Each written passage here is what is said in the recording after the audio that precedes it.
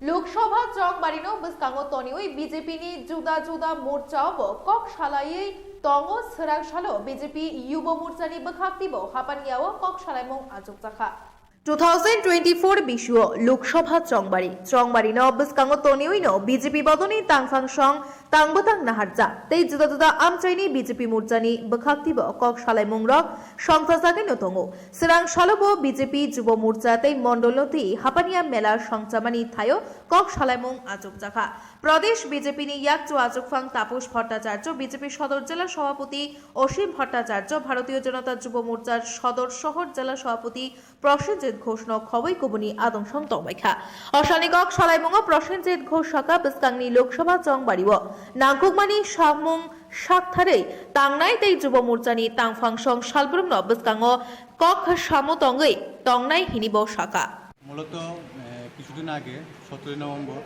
রাজ্য কার্যকারী বৈঠক এখানে অনুষ্ঠিত ছিল একটা বেসরকারি হোটেলে। সেখানে আমরা উপস্থিত ছিলাম। তো সেখানে মূলত বিষয় আলোচনা হয়েছিল যে আগামী যে আমাদের লোকসভা লোকসভা সেটাকে সামনে রেখে রণকৌশল তৈরি হয় এবং যেহেতু আমরা যুব মোর্চা আমরা কোনো সময় শুধু সংগঠন যে এমন ব্যাপারটা এমন না, আমরা সময় আমাদের যে মানব সেবায় জড়িত থাকি, প্রত্যেকটা মানুষের পাশে থাকার চেষ্টা করি সবসময়। আমরা যেমন কোভিডকাল সিচুয়েশনে মানুষের সবাই পাশে থেকেছি, আগামী দিনে থাকবো।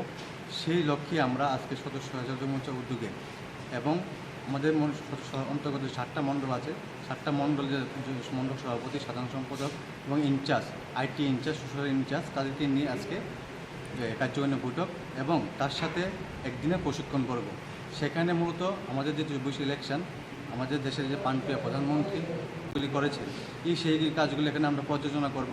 বিশেষ করে যুবকদের জন্য start up India, stand up India বিভিন্ন প্রকল্পের মাধ্যমে যে প্রকল্পগুলি যুবকদের সাথে নেওয়া হয়েছে, রাজ্য সরকার যে প্রকল্পগুলি যুবকদের সাথে নেওয়া হয়েছে সেইগুলি নিয়ে আমরা আলোচনা করব এবং আমাদের যে বুথ স্তরে যে যুব মোর্চা কার্যকর্তা আছে তাদেরকে কীভাবে শক্তিশালী করব, তাদেরকে নিয়ে আজকে আমাদের এই বৈঠক।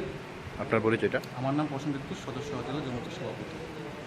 Bureau report Tripura news 8।